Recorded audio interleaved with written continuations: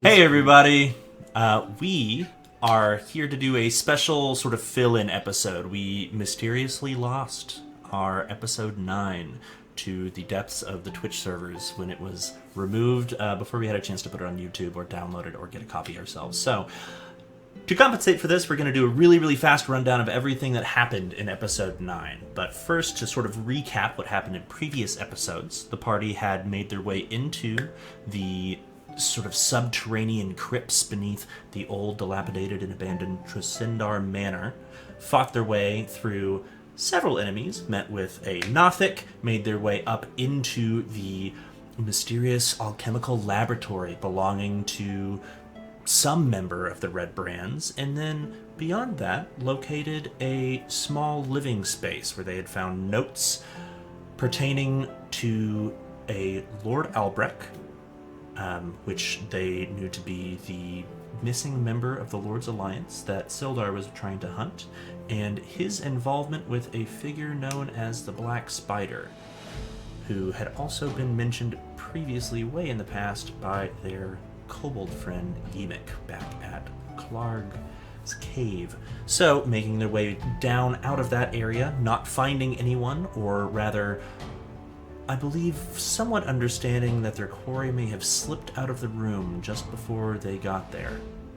They decided to continue to explore and made their way into a chamber where many of these Red Brands were drinking and playing cards, and taking advantage of their drunken state, the party did battle with them, and since they weren't really backing down and were aiming to kill, ended up slaughtering them all in a pretty glorious bit of combat.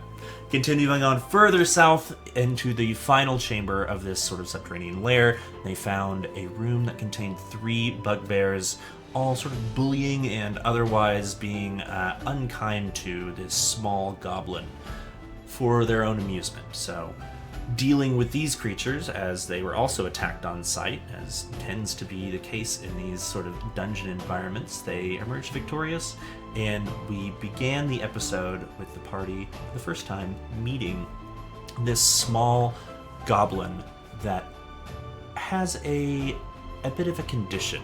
Anything that is frightful or surprising or mildly bothersome, and emphasis on the word mildly, causes him to faint or go into a unconscious state of some sort.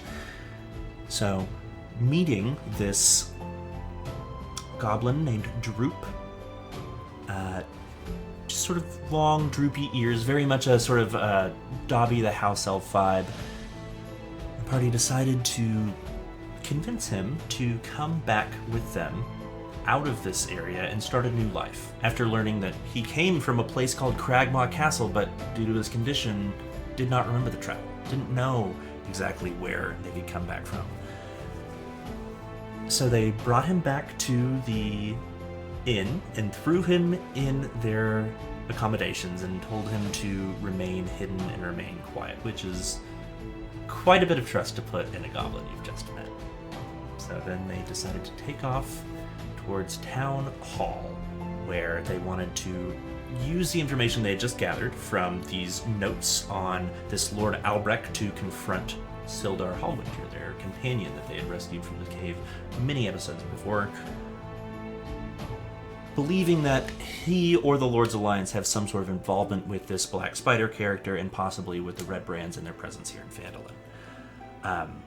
For the first time, as they made their way into the office, they saw that there were 2 desks sort of set up on either side of a rug. On one side, Sildar, sitting, studiously working, and on the other, a large, fat, disheveled man with sort of nasty beard and a long, curled mustache, one side sort of crooked and twisted, a large, sort of open-topped top hat with a large patch on it, sort of tilted over the eyes. The townmaster, Harbin Wester, asleep at his post.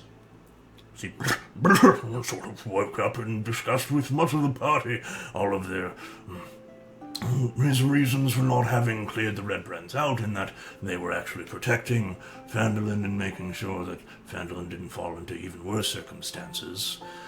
Some of the party decided to intervene. You suck.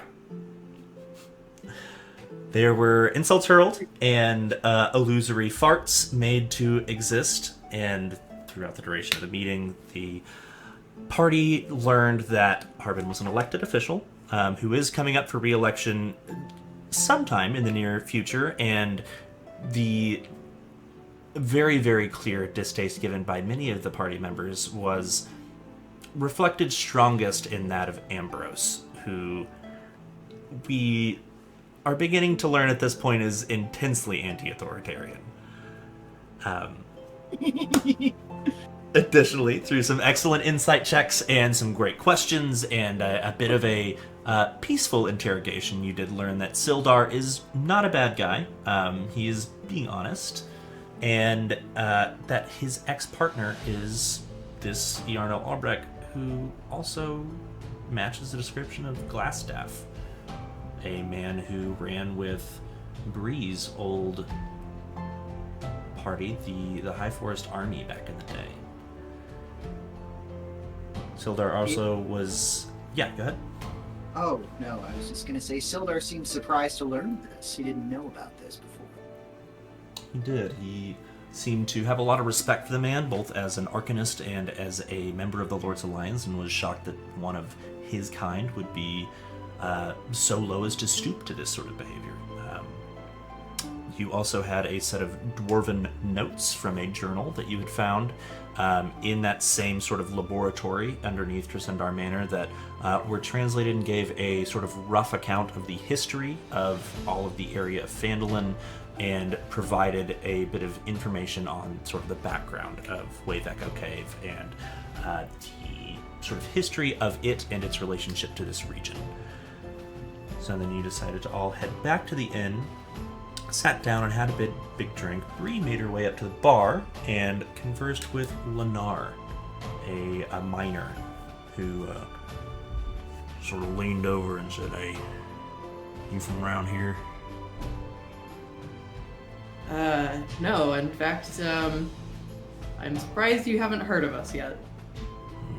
You sure are making a ruckus in town. You came through not too long ago, though, right? You come inland from the high road or across from Tribor? Which one did we come? Tribor. You came in from the high road. Yeah, Tribor is the opposite direction. It is at the end of the trail that you have not yet explored, beyond Wyvern Tor. We'll get there. We'll get there. Where we came It's hard. This is also prior to the party having a map, which we definitely don't have in this distant future where we're not recording the episode because we never lost it in the first place. Yeah. Basically, he revealed to the party, or at least to Bree, that this road leading out of Phandalin and further eastward into the rest of town towards the largest settlement in the area known as Tribor, which the road is named after, has been blocked and waylaid by banditry near a rocky, craggy formation known as Wyvern Tor, and that someone, particularly the townmaster in this town who you had just met, is looking to run them off and will pay handsomely to do so. I believe while you were at the townmaster's office, you also picked up that quest from Harbin in the form of a payment of 100 gold. Excuse me, if you're able to do that. Last but not least here, before we jump into everything else that everybody did, yeah, I think that's pretty much it. Choblin, the bartender, and his wife sort of chimed in to confirm this suspicion about these bandits over at Wyvern Tor. And then, yeah, what's up? Did we say that we dropped Droop off in a room? Because we did that. Yeah, you did that. As soon as you left Trisendar Manor, you kicked Droop off into your room, made your way over to the town hall, and then came back to the inn. Okay, we gave Droop the room and said, "Here you go." And We were very polite. We didn't kick him at all. yeah, we gave him a nice, clean room. Nice. Right. We were very nice. Little Much- pat on the head. Much nicer than anything I'm sure he's been used to in a long time. Truly. As you all understood that the Red Brand threat, at least in the crypts beneath Trisendar Manor, were concerned, is pretty well taken care of. A lot of Phandalin will be much safer thanks to your hard work, and you decided to celebrate a little bit. Relax, have a few drinks. In doing so, the halfling who has been playing the piano in the sort of back of this saloon inn bar that you have been staying at and spending a lot of your socialization time in, made his way up to you, Glass. This sort of maybe 3'3" tall halfling with brown hair on the back and sides, sort of balding on top, but not receding, not totally bald. Brown eyes, simple cotton blouse, very plain buckskin pants, and hands that you noticed were heavily stained blue and black with ink. He sort of disappears from the piano and then comes back out from the back room and sat down at the bar with this large open toe. And as you sort of make your way up to him, he says, I heard you play the other night, and you're quite good. Judging by the weapons that you carry and, well, the company that you keep, you seem like one interested in the bardic pursuits. Am I on the right track? Well, sure. Yeah, we're adventurers. Cool stuff. I can't say I'm much of a musician myself. I mean, I can play the piano, I'm sure you've heard me, but it's nothing spectacular. My forte is in prose and poetry. Doing what I can to record everything that I see. And I mean, it sounds like what you've seen the last several days has been some of the most exciting things to happen to Fandolin since, I don't know, the battle eons ago. Yeah, I mean, it was pretty cool. I'm curious, would you be opposed to sort of filling me in on everything? I'd love to try to write about it, if you'd allow me. Well, I mean, I don't know. If you insist. And from that point, I proceeded to make a laser light show of minor illusions of, the greatest hits of, what are we, the helpers? Yep. The troubleshooters. I keep saying the troubleshooters. We don't have to make that our name, but Yeah. I like misremembering troubleshooters as the helpers. Yeah. helpers. The helpers, little helpers. Of, our greatest hits of our memories. Meeting Gundren Rockseeker, Little Toe the Kobold with 1,000 baguette-wielding flying kobold army. Bree going sicko mode with blood all over her. Droop, screaming, fainting. All of the greatest hits, the Nothic. Yeah. As these tiny minor illusion, slideshows for all to see.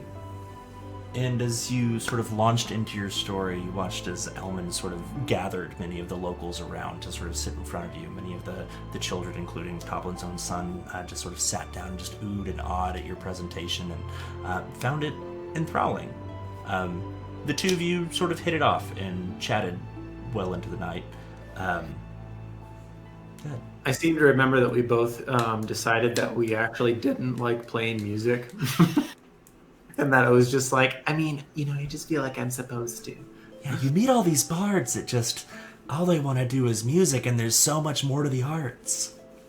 I'm like, okay, I guess I'll play the horn. And everyone's like, I know, it's just,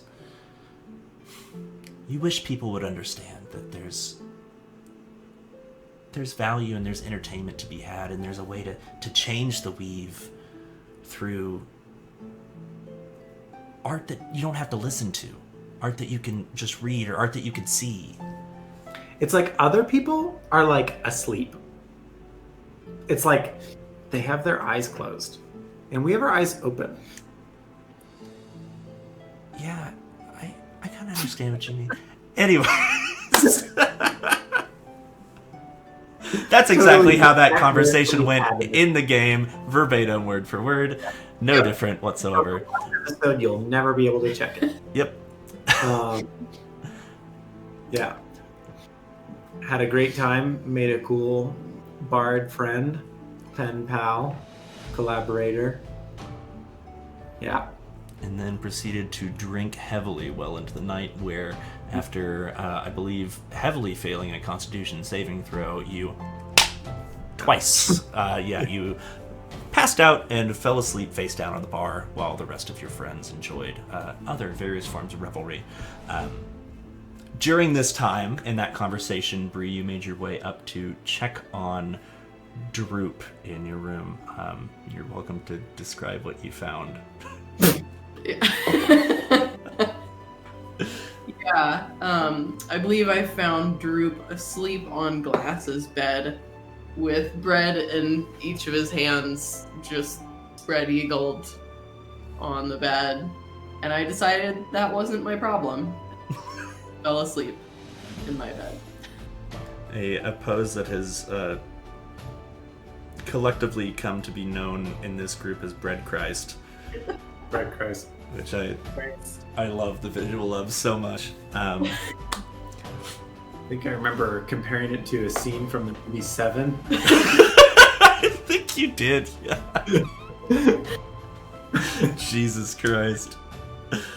Bread and underwear everywhere.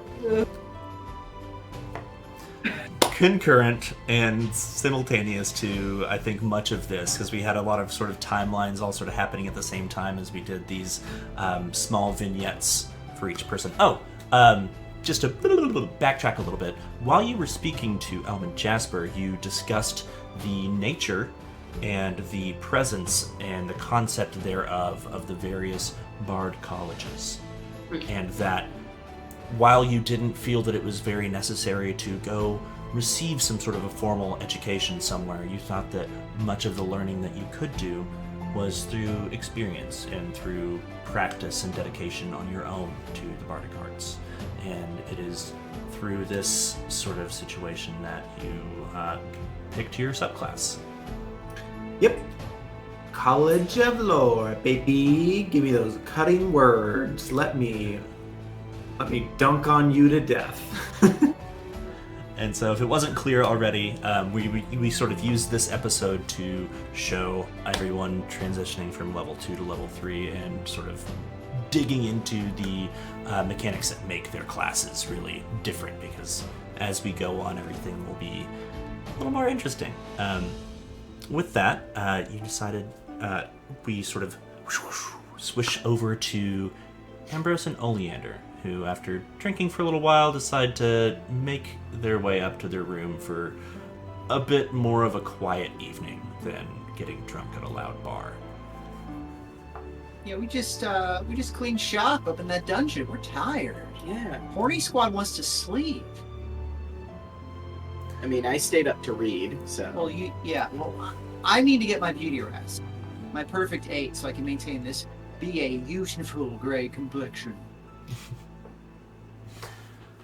So, being the first to turn in, Oleander hit the pillow and was asleep not much later, while Ambrose decided to stay awake for a little while and dig into the mysterious tome that he had found in the cave, in Cragmaw Cave, among some of the supplies that were held there.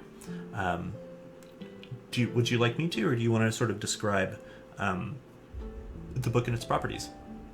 I can describe it. Yeah, go for it. It's a alchemical compendium. Spent a lot of time learning and reading equations, doing huge math problems in my big brain. Learned it has different spells like enlarge, reduce, feather fall, a bunch of other fun ones, and I can use it as a new spell book. It's full of secrets. Yeah, so it was a strange tome in that the text within it, all of the sort of notation, the wizardly notation, similar to the way you would sort of dictate algebra or any other sort of non-linguistic way of sort of copying down information or a series of events. You learned that it was all written in some sort of a strange cipher. Wow, we just had thunder. We never have thunder in Los Angeles. That's so cool. Yeah. Wow. That's cool. It's weird. Yeah, it rained today. It was weird. Anyways, sorry. Ambiance. That's messed up. Yeah, that's... Yes, so the book then.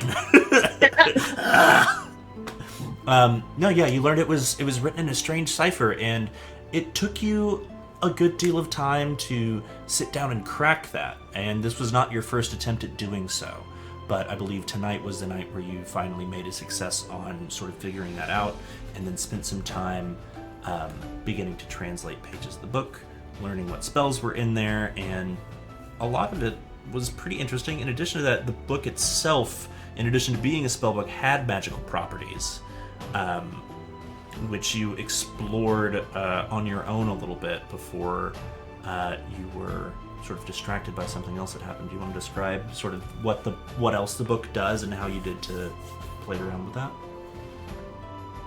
Just what it lets me do. Yeah. Yeah.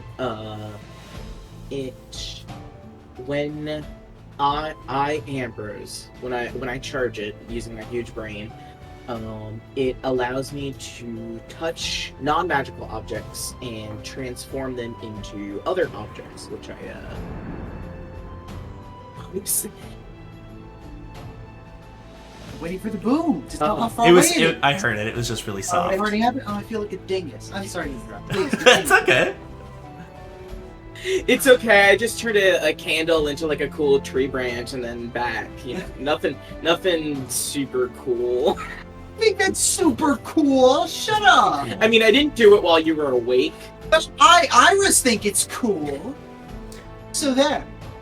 It was an incredibly complex thing to have done and be able to do, and done with such simple matter, but with like supreme accuracy, that you left knowing if you could do this well enough to turn wax into wood and back again, there is a very, very large potential for this book to have applications that your mind just began to race with them. And as it was racing, Oleander sat up in bed.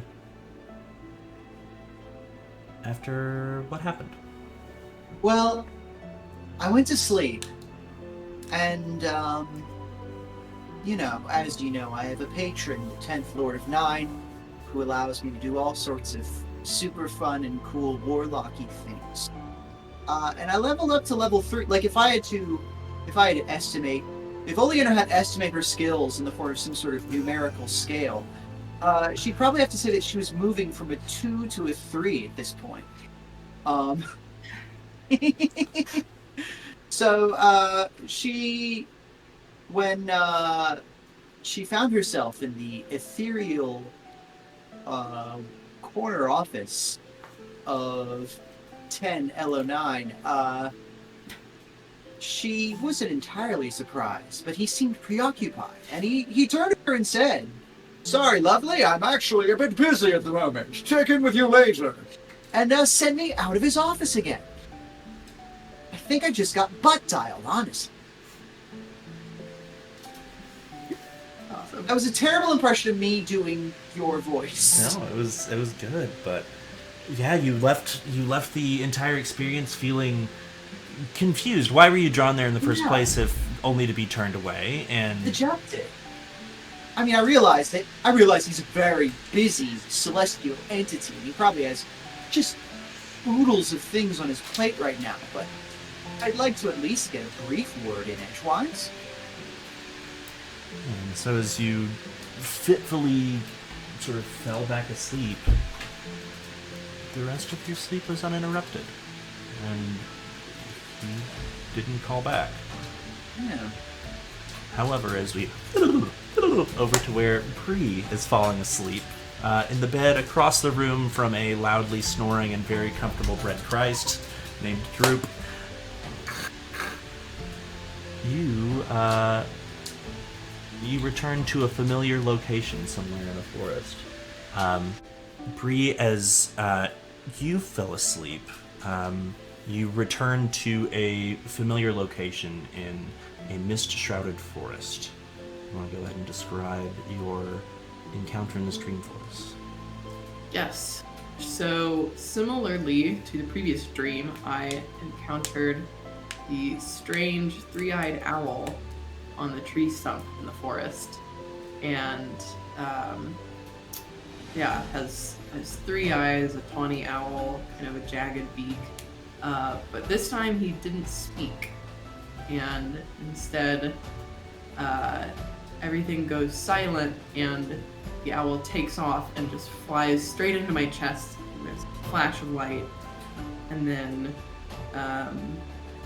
Bree suddenly feels all of her senses heightened, and just kind of time slows down, and she starts running into the forest. And as she runs, she sees that she's changing from one animal to another, and another, and another, and another. She hears the Spider-Man, like, I'm getting my powers music going. Yeah, that's right. Which is how Bree discovers that she has the Beastmaster subclass. That's right. And Oh. I don't think at this point you have gotten to sort of explore any of those things that provides for you, but it did definitely, that was a reflection of your decision to pick that subclass, and we dig into that, I believe, in the next episode that is on YouTube here. As we sort of cut from there, you fall back asleep and wake up the next morning, and you immediately wake up and decide to venture off alone into the forest to go hunting. As similarly, Glass wakes up on the bar.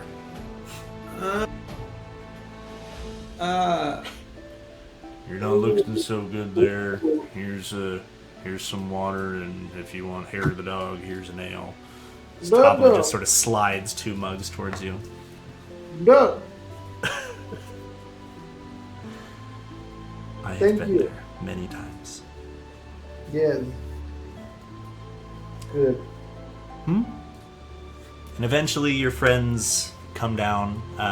Ambrose and Oleander make their way down and bring you over to your usual table, where they provide you with a few carbohydrates, probably much needed, and a little bit more water, and you all chat for a moment. Oleander disappointed in the fact that everyone seems to have had some sort of revelation throughout the night of after dealing with all of these issues down in the basement below Tresendar Manor, and she was just sort of left hanging.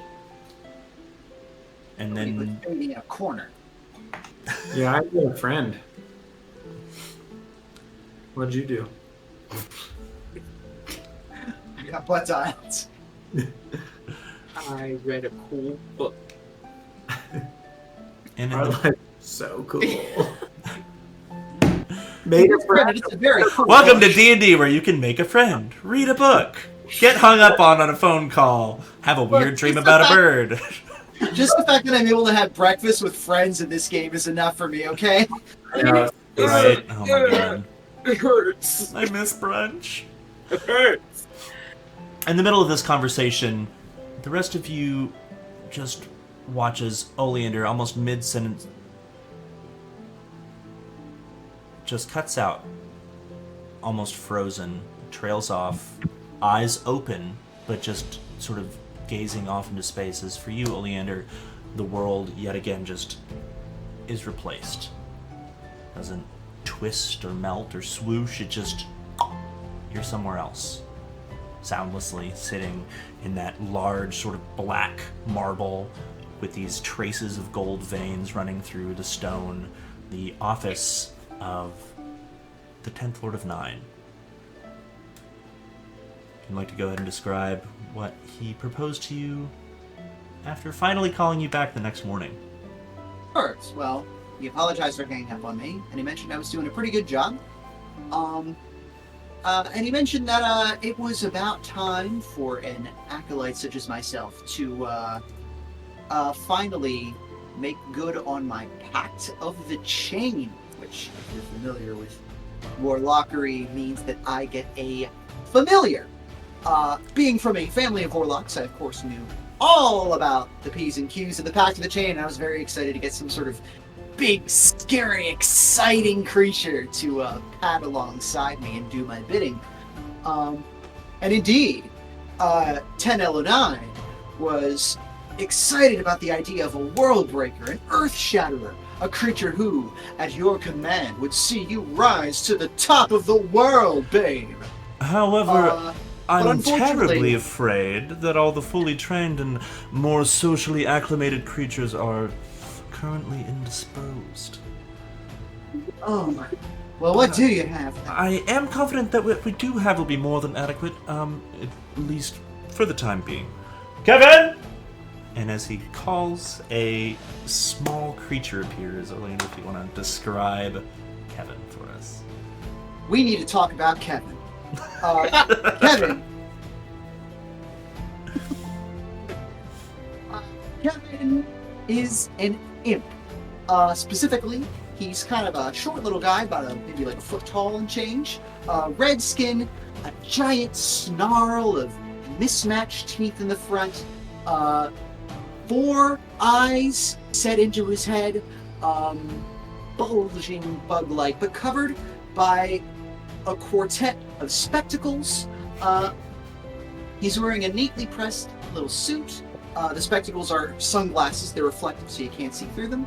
The suit is tailored for the spikes that protrude from his shoulders and elbows. And he's got a long red tail that whips back and forth, real twitchy-like. Yeah, he's your typical little office gremlin.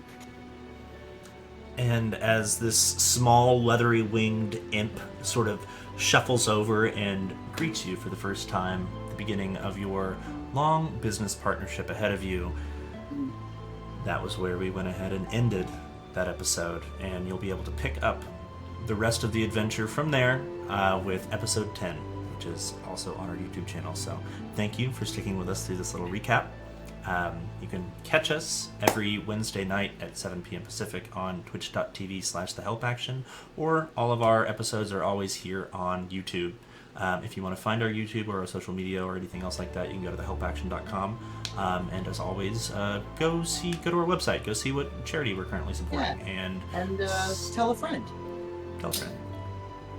Cool. Anything else you guys want to add or talk about before we call this one a wrap? Have a good night and be good to each other. Yeah. Always good advice. All right. See you, everybody. Thanks for watching. Aye.